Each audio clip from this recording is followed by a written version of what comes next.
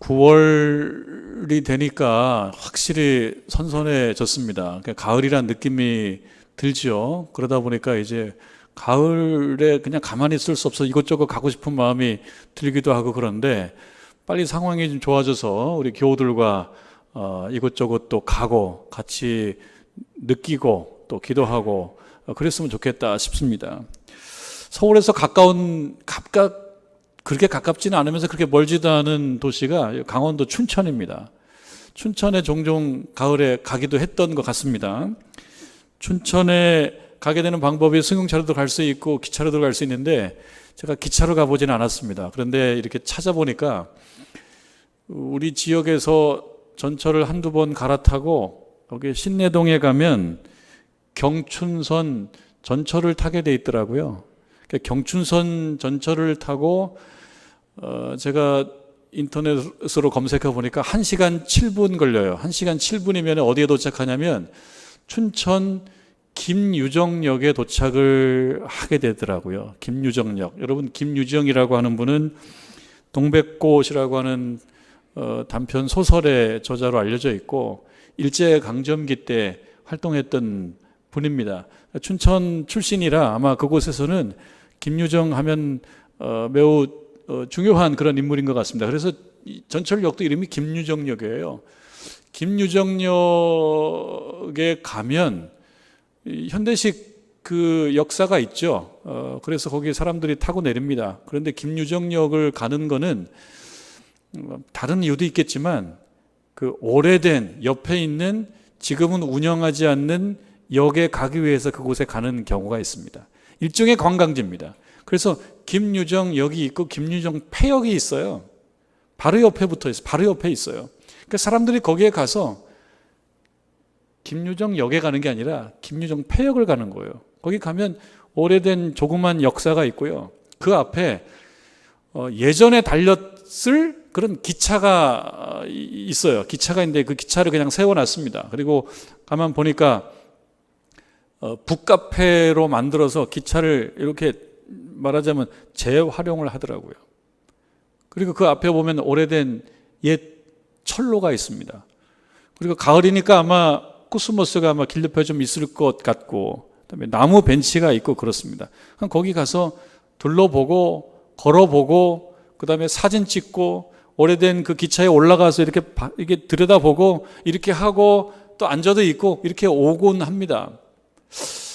사람들이 오래된 그 옛 지역이나 옛 어떤 그 기념지를 찾아서 가서 보고 느끼고 그러는 경우가 있습니다. 그건 김유정역뿐만 아닙니다.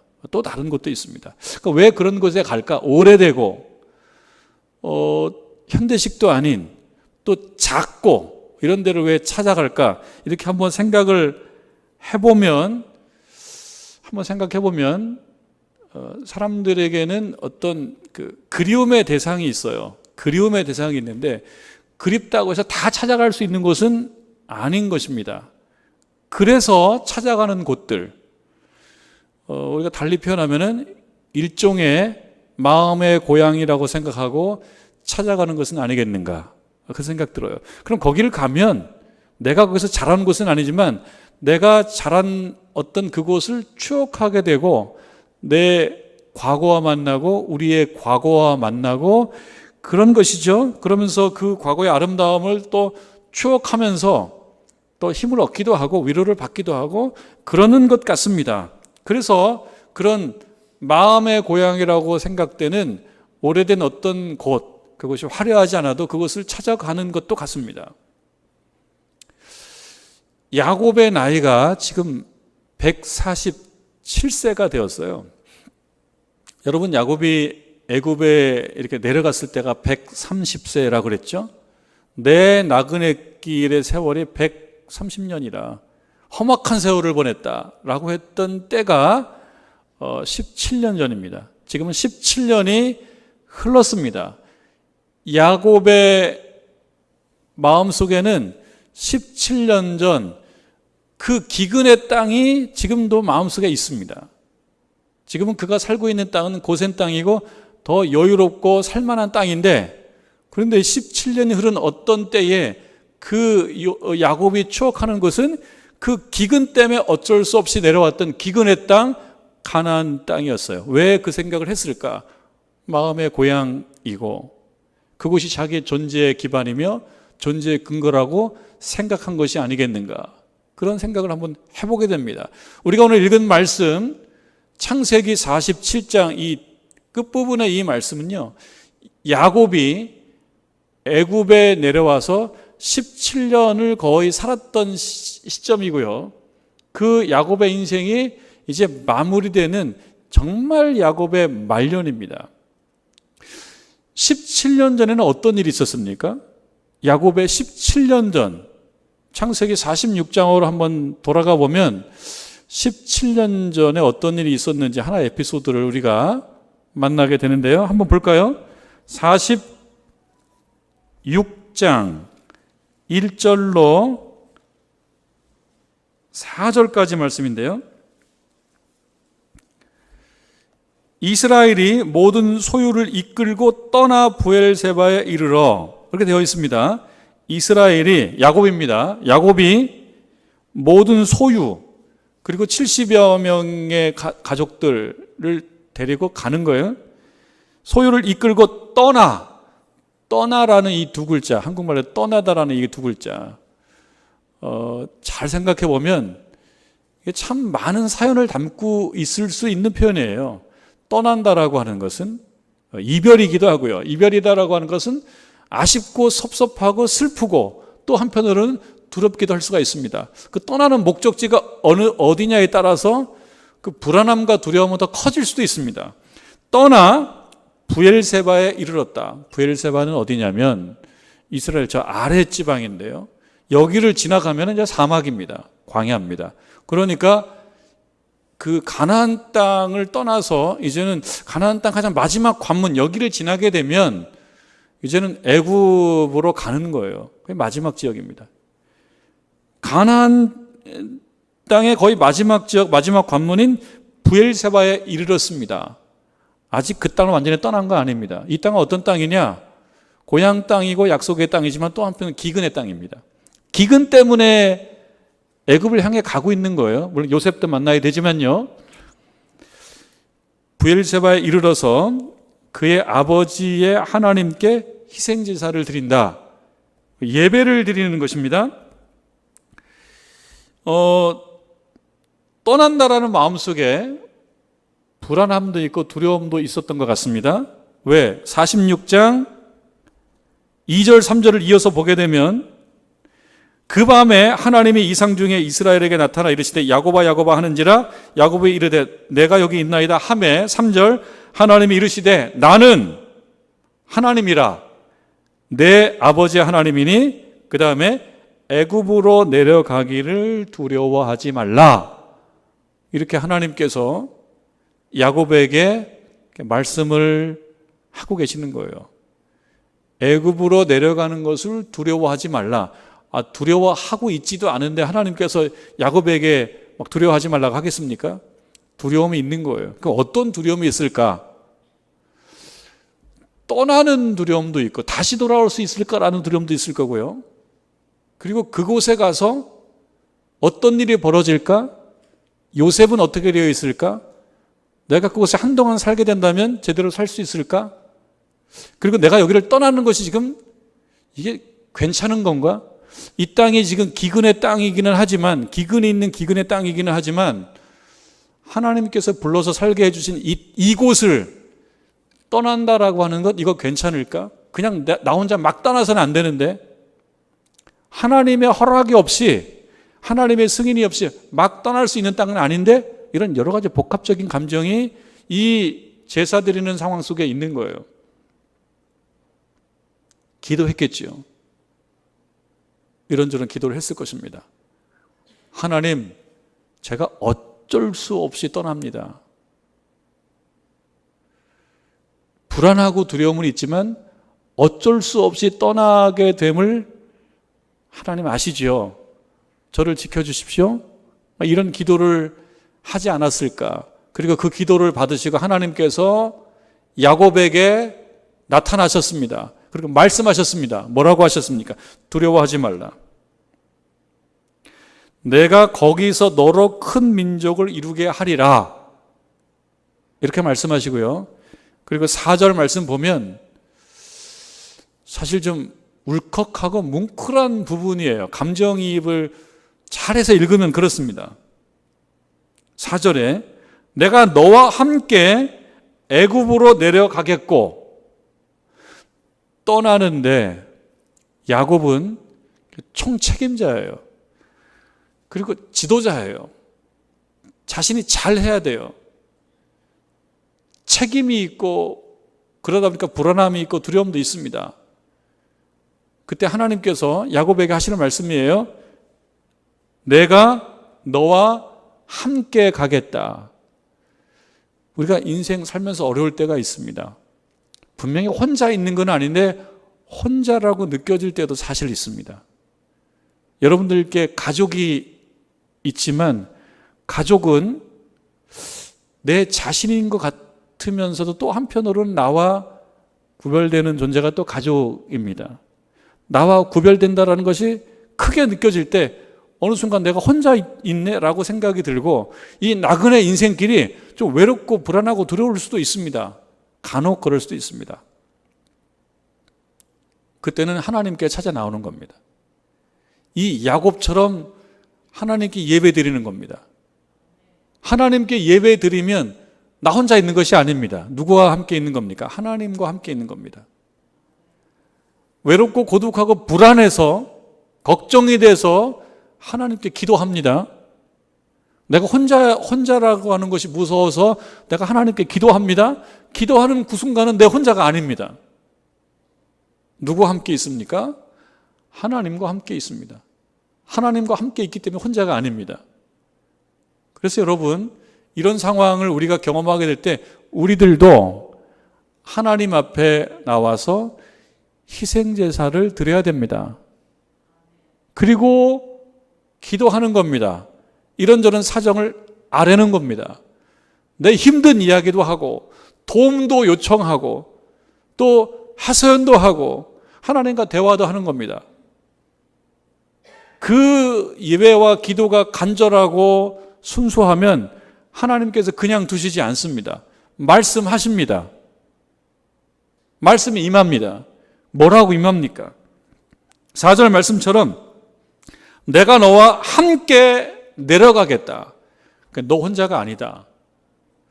이 말 들으면 감동적이에요.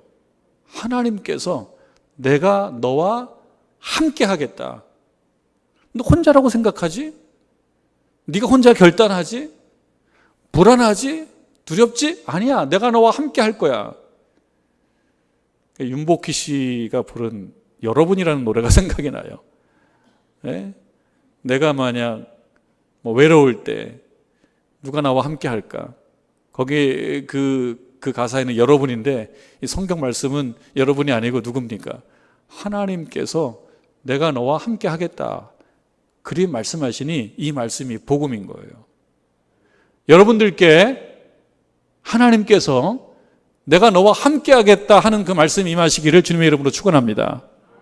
그게 복된 겁니다. 이게 막 가슴이 정말 감동적이고 뭉클한 겁니다. 내가 너와 함께 하겠다. 그리고 또 이야기합니다.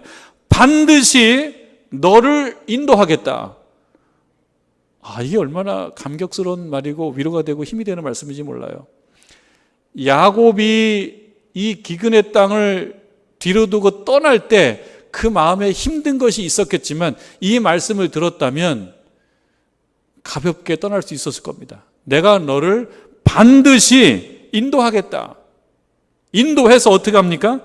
다시 올라오겠다. 지금 떠나지만 다시 돌아오는데 그 돌아오는 것을 내가 책임져 주겠다. 그게 얼마나 복음인가요? 내가 하지 못할 것 같고 정말 염려가 되고 이 애굽으로 떠나면서 야곱의 마음속에 생긴 것은 불확실성이에요. 불확실성. 사람들이 언제 불안하고 두려우냐면 불확실할 때 불안하고 두렵습니다. 확정 지을 수 없을 때, 근데 우리 하나님께서 확정을 지어주시는 거예요. 걱정하지 마라. 내가 너와 함께 하겠다. 너를 인도해서 이 땅으로 다시 돌아오게 하겠다. 그걸 내가 책임지겠다. 이게 복음입니다. 요셉이 그의 손으로 내 눈을 감기리라 하였더라. 그 말씀을 듣고, 그러니까 응답을 받고 그가 애굽으로 내려갔습니다. 여러분, 중대한 일이 있을 때, 어려운 일이 있을 때, 불안함이 있을 때 하나님 앞에 나와서 예배 드리시기를 바랍니다. 기도하시기를 바랍니다. 그리고 응답 받을 만하게 정성껏 순수하게 나아갈 수 있기를 바랍니다. 그리고 하나님의 응답이 있기를 주님의 이름으로 축원합니다. 나그네된 삶을 살고 험악하게 삶을 살았을지라도, 그래서 생각하면 눈물도 나고 참 안타깝기도 하지만, 그럼에도 불구하고 야곱처럼 하나님께서 내가 너와 함께 하겠다, 내가 반드시 너를 다시 인도해서 여기로 돌아오겠다라는 말씀을 듣고 우리가 인생을 산다면 그 인생은 잘 사는 겁니다. 복된 것입니다. 왜 우리가 야곱이 친근합니까? 욕심이 있었습니다. 그리고 소유하고 싶었고 얻고 싶었고 확보하고 싶었고 그랬던 존재 아닙니까? 그래서 자기가 할 수 있는 능력, 자기가 할 수 있는 걸 다 발휘해서 했는데 그 가운데 속이고 속고 도망치고 돌아오고 이런 인생이 야곱 인생 아닙니까? 그런 가운데에 있었지만, 그래서 그가 인생을 돌이켜봤을 때 내 인생 험악했다 이렇게 얘기하지만, 그럼에도 불구하고 창세기 성경에 반절을 차지해서 우리에게 그 야곱을 소개하는 것은 그가 험악한 인생만 살았기 때문은 아닌 거예요. 어떤 인생을 살았기 때문입니까? 하나님께 예배했고요, 하나님의 응답이 있었고요, 그 응답을 믿고 갔고요, 그리고 또 살아갔고요, 그리고 인생 말미에도 그 하나님의 은혜와 약속을 기억한 존재이기 때문에 이렇게 길게 나오는 거예요. 우리가 야곱이 친근하다면 그냥 험악한 나그네 길로만 친근할 것이 아니라, 험악한 어떤 시점에 하나님 앞에 희생제사를 드리고, 그리고 기도하고, 혼자가 아니고 하나님과 함께 가는 그런 경험을 하는 것, 그럴 때 우리가 야곱을 친근하게 생각하는 것이 의미가 있습니다. 그렇게 해서 애굽으로 내려갔습니다. 요셉을 만났고, 그리고 그 땅의 지도자인 바로를 만났습니다. 먼저 그곳에 가서 자리를 잡았던 요셉이 중간 역할을 잘 했어요. 그래서 어느 땅에 정착하게 되냐면 고센이라고 하는 땅에 정착하게 됐습니다. 애굽의 중심지로부터는 좀 멀리 떨어져 있고, 약간 동쪽에 있기 때문에 가나안하고는 좀 가깝고, 그리고 좋은 목초지가 있어서 목축을 하는데 유리하고 이런 땅입니다. 그런 땅에 정착을 하게 됐습니다. 그리고 정착한 결과 어떻게 되었냐면, 말씀에 의하면은 27절, 47장 27절, 이스라엘 족속이 애굽 땅 고센 땅에 거주하며 거기서 생업을 얻는다는 것이 참 중요하잖아요. 지금 우리가 사는 이 시대에도 생업을 얻었다는 게 얼마나 감사한 일인가요? 생업이 있다는 거가. 생업이 참 중요한 거예요. 생업을 얻어서 어떻게 됐냐? 생육하고 번성했다. 잘 산 거죠. 생육하고 번성했다라고 하는 것은요, 자손들도 많아졌을 뿐만 아니라, 그리고 여유롭게 산다는 걸 얘기해요. 그러면 이거를 그냥 우리식으로 얘기하면 잘 살았네. 근데 여러분, 잘 산다라는 말에는요, 살만한, 경제적으로 어느 정도 여유가 있는 그런 것을 포함을 하기도 하겠지만, 잘 산다라고 하는 것은 조금 더 다르지 않습니까? 잘 산다라는 것을 여러 가지로 표현할 수 있겠지만, 아마도 내가 없을 때보다 내가 있을 때 상황이 아주 조금이라도 더 좋아졌다, 그렇다 그러면은 잘 살았다고 말할 수가 있을 것 같습니다. 여러분, 정능제일교회에 아주 오래전부터 출석하셨던 교우들도 계시지만, 여러 사정들로 인하여 어느 시점에 정능제일교회에 오셔서 신앙생활을 하게 된 분들도 있습니다. 저도 그런 케이스잖아요. 저도 어느 시점에 하나님께서 정릉제일교회 보내주셔서 이곳에서 신앙생활하고 같이 동행하게 된 거 아니겠습니까? 여러분들도 그럴 텐데, 잘 산다라고 하는 것은 뭘 말하냐? 어떤 이유든지 내가 오게 돼서 함께하게 된 그 이후, 그러지 않았을 때보다 아주 조금이라도 좋아졌다는 것, 그런 거면 잘 사는 거예요.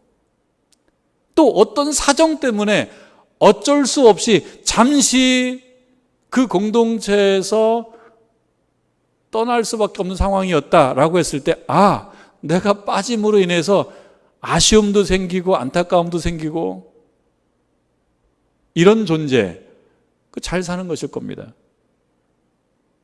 내가 태어나고 난 이후 지구의 한 부분이 아주 조금이라도 좋아졌다, 그럼 잘 산 걸 거예요. 이스라엘 백성들 중에 야곱과 함께한 가족들이 고센 땅에 정착했습니다. 생육하고 번성했습니다. 잘 사는 거예요. 그런데 이 고센 땅이 이들에게 여유롭게, 경제적으로 여유롭게 목축하며 살 수 있는 조건을 충족시키는 의미로서만 의미를 갖는 땅이 아닙니다. 이 고센은. 이곳에 있음으로 인해서 이들끼리 함께 살 수 있는 상황이 조성이 됐고, 그리고 애굽 사람들과 막 이렇게 섞이지 않을 수 있는 상황이 됐던 거예요. 그래서 이 요셉이 중간 역할을 해서 목축을 하는 이 땅을 특별히 구별해서 이들이 여기서 살게 된 겁니다. 그래서 잘 살게 된 거에 의미도 있지만, 그거보다는 이들이 약속의 백성으로서 이 땅의 애굽 사람들, 이 땅의 사람들과 섞이지 않고 그들의 문화에 동화돼서 정체성을 잃어버리지 않고 그렇게 살게 된 땅이라는 데 있어서 고센 땅이 의미가 있는 겁니다. 생육하고 번성하는 거에만 의미가 있는 것이 아닙니다. 그렇다면 이 야곱과 그의 자손들이 생육하고 번성하며 잘 살았다라고 하는 것은 신자로서 잘 살게 되었다라는 것을 의미하는 거예요. 여러분, 우리들도 때때로 애굽으로 내려가지 않을 수 없는 상황이 생기기도 합니다. 특별히 여러분, 이 코로나 상황이 그렇잖아요. 마음껏 내가 가고 싶은데 못 가지 않습니까? 마음껏 못 간다고요. 여러분, 마음껏 춘천도 가고 혼자 가는 게 아니라 여럿이 같이 가서 너 같이 음식도 먹고 교제하고 그러고 싶은데 지금 상황이 마음껏 그렇게 연합을 못하게 된 상황이에요. 마음껏 못해요. 어쩔 수 없이 그저 밀려서 그곳에 살게 될 때도 있을 겁니다. 그리고 하나님께서 야, 지금 애굽으로 내려갈 때 애굽으로 가게 될 때도 있을 겁니다. 여러분, 지금 상황이 그런 상황입니다. 그런 상황이에요. 어떻게 살아야 될 것인가? 어쩔 수 없어서 애굽으로 잠시 가서 살게 된다고 해도 그곳에서 애굽에 있어도 애굽에 동화되지 않고 약속의 백성으로서 살아갈 수 있는 것, 그것이 오늘 저와 여러분에게 요구되고 요청되는 사실입니다. 이 상황이 이렇다고 하더라도, 그래서 어느 경우는 애굽에서 살게 된 것 같지만, 그러나 그곳에서 애굽에 동화되지 않고 살아가는 것. 2021년 여전히 코로나로 아직도 큰 뉴스가 코로나인데요. 이 상황 속에서 여기에 동화되지 않고 하나님 백성으로 살아갈 것을 우리는 요청받고 있는 겁니다.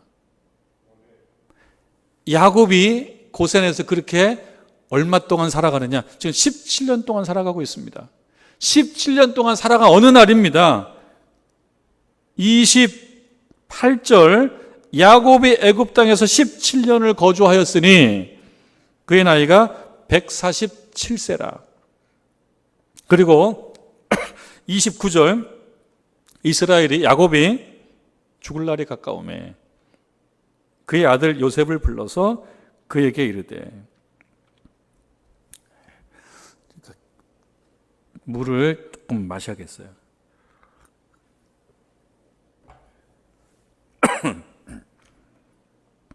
이제 내가 내게 은혜를 입었거든 청하노니 내 손을 내 허벅지 아래에 놓고 인애와 성실함으로 내게 행하여 애굽에서 나를 장사하지 아니하도록 하라. 17년간 살았거든요. 그런데 이 땅이 바로 그 애굽 그곳이 야곱이 생각할 때는 영주할 땅은 아닌 거예요. 영원히 거주할 땅은 아닌 거예요. 그 마음속에는 뭐가 있었냐? 그 기근의 땅 가나안으로 언젠가는 돌아가야 된다는 생각을 갖고 있었던 겁니다. 그러니까 요셉, 아들 요셉을 불러서 다짐을 받아요. 내 아들 요셉아, 이 말씀을 조금 쉬운 성경, 세번역 성경으로 보면 이렇게 되어 있어요. 내가 이 아버지에게 효도할 생각이 있으면 너의 손을 나의 다리 사이에 넣고 내가 인애와 성심으로 나의 뜻을 받들겠다고 나에게 약속해라. 나를 이집트에 묻지 말아라. 이렇게 얘기해요. 나를 이집트에 묻지 말아라. 이곳에 묻지 말아라. 내가 눈을 감고 조상에게로 돌아가면 내가 이곳에서 숨질 수는 있으나 내가 눈을 감고 내가 죽으면 이곳에 묻지 말고 나를 이집트에서 옮겨서 조상들께서 누우신 그곳에 나를 묻어다오. 하나님께서 46장 4절에 46장 4절에 반드시 너를 인도하여 다시 올라올 것이며, 이게 17년 전 얘기거든요. 여러분, 우리가 뭔가를 기억할 때 다 기억할 수 없어요. 중요한 것들만 기억하는 거예요. 여러분, 10년 전, 20년 전 일들 중에 중요한 것들은 기억합니다. 중요한 것들은. 중요하지 않은 것들은 기억할 수가 없어요. 우리 머리가 용량이 한계가 되어 있어서 어떤 것들은 그냥 기억을 안 해버려요. 다 기억할 수가 없어요. 중요한 것들만 기억합니다. 야곱의 마음속에는 어떤 생각이 있냐면 언젠가는 그 기근 때문에 떠밀려서 왔던 그 땅, 그러니까 기근의 땅, 그 가나안 땅으로 돌아가야 된다는 생각이 있습니다. 하나님께서 반드시 내가 너를 이곳으로 돌아오게 하겠다라고 얘기했을 때 하나님에 대한 믿음과 신뢰가 있지만 또 한편으로서는 나는 이 땅으로 돌아와야 되는 사람이로구나 생각했겠죠. 이게 중요한 사건이라면 야곱은 오랫동안 이 사실을 기억할 겁니다. 그리고 17년이 지난 어느 날 내 인생 말미에요. 내가 이제 이 땅에서 삶이 거의 다 마무리되어 가는구나. 그러던 어느 날 요셉을 불렀습니다. 그리고 얘기합니다. 나를 이곳에 묻지 말고 그 기근의 땅 가나안으로 나를 좀 보내주라. 약속해라, 맹세해라. 우리가 잘 아는 미국 민요 중에 내 고향으로 날 보내주라는 노래 있는데 여러분 들어보셨을 거예요. 이렇게 되는 거죠. 내 고향으로 날 보내주. 오곡백가가 만발하게 피었고 종달새 높이 떠 지저귀는 곳 이 늙은 흑인의 고향이로다. 이렇게 이어져요. 그리고 뒷부분의 가사는 이렇습니다. 내 어릴 때 놀던 내 고향보다 더 정다운 곳 세상에 없도다. 2절은 또 이렇게 이어져요. 내 고향으로 날 보내주. 이 몸이 다 늙어 떠나기까지 그 호숫가에서 놀게 하여 주. 찬란한 동산에 먼저 가셨나 자유와 기쁨이 충만한 곳에 나 어서 가서 쉬 만나리로다. 이렇게 얘기하면서 이 주인공이 자기 고향, 영어 가사로는 Carry me back to old 버지니아. 버지니아로, 버지니아가 고향인가 봐요. 버지니아로 날 보내달라고. 나 거의 내 인생 마무리는 거기서 하고 싶다고. 제가 이 노래를 설명을 들어보니까 한 늙은 흑인 노예가 그의 고향인 버지니아를 잊지 못하고 애타게 그리워하는 심정을 담은 노래랍니다. 이 노래가 생각이 나더라고요. 이 부분을. 야곱이 나를 그 기근의 땅 가나안으로 보내주 이렇게 요셉에게 말하고 있는 거예요. 이 노래 생각이 났어요. 사람들은 고향을 그리워하는 존재네. 그래서 고향을 갈 수 없을 때 어디를 찾아가요? 김유정 폐역을 찾아가는 거예요. 거기 가서 그 옛날을 추억하는 겁니다. 옛날에 그랬었지. 그곳이 내가 아니더라도, 그곳이 내 고향은 아니더라도 그 폐역을 찾아가는 거예요. 야곱이 이때가 되어서 요셉에게 얘기합니다. 나를 그 폐역에 보내줘. 그곳은 어떤 땅인데요? 기근의 땅인데요. 생육하고 번성했기 때문에 살아가는 삶의 조건으로만 따지면 이 고센 땅이 더 좋아요. 생육하고 번성했어요. 살만합니다. 이제 자리 잡았어요. 근데 그 땅 어떻게 되는지 몰라요. 기근 때문에 떠나온 땅이에요. 근데 그 땅은 기근의 땅 가나안이기만 한 것이 아니고 그곳에서 야곱이 들었던 말씀이 뭡니까? 내가 너와 함께 하겠다. 내가 너를 반드시 인도해서 이곳으로 돌아오게 하겠다. 그러니까 그 땅은 어떤 땅입니까? 약속의 땅이에요. 누구의 약속? 하나님의 약속이 있는 땅. 하나님의 약속이 있었던 땅이고 하나님께 예배드렸던 곳이고 하나님께 기도했던 곳이고 하나님의 응답을 받았던 곳입니다. 그곳으로 날 보내주. 한편으로는 하나님의 약속으로 애굽 땅으로 왔지만 그러나 그 약속 중에는 내가 너를 반드시 그 땅으로 돌아오게 하겠다라고 한 말씀으로부터 나는 그 땅으로 돌아가야 되는 존재로구나. 그냥 기근의 땅으로 돌아가는 것이 아니라 하나님의 약속이 있는 그 땅으로, 하나님과 예배가 있던 그 땅으로, 기도가 있던 그 땅으로, 그리고 응답이 있었던 그 땅으로 나는 돌아가야 될 존재로구나. 여러분의 마음의 고향이 있다면 간혹 가서 위로받고 힘도 얻으시기를 바랍니다. 그리고 마음의 고향이 아니고 실제 고향이 가까이 있다면 또 간혹 가서 위로를 받기를 바랍니다. 그러나 이 말씀을 통해서 우리가 생각해 보는 것은 우리 육신의 고향, 정신적인 마음의 고향만을 의미하는 것이 아닙니다. 하나님의 약속이 있었던 그 땅입니다. 그곳은 잊어버리면 안 되는 겁니다. 왜 그 땅을 그리워하게 되냐면 그곳에는 하나님이 있기 때문입니다. 그 땅을 기억하는 것은 하나님을 기억하는 겁니다. 여러분, 우리가 이 시대를 살아가면서 분주하고 바쁘게 살다 보면 하나님을 잊습니다. 막 휩쓸려요. 사람들이 지금 삶의 형식과 방식이 많이 달라지고 있는 때예요. 이 컨택트 시대가 아니고 언택트 시대라 그래요. 서로 만나지 않는 시대예요. 언택트 시대 좋습니다. 상황이 그러니까 언택트 하는 거예요. 만나지 않는 거예요. 그런데 그러다가 하나님까지 언택트가 되면은 이건 안 되는 거예요. 그래서 야곱이 아들 요셉에게 나를 이곳에 장사하지 않고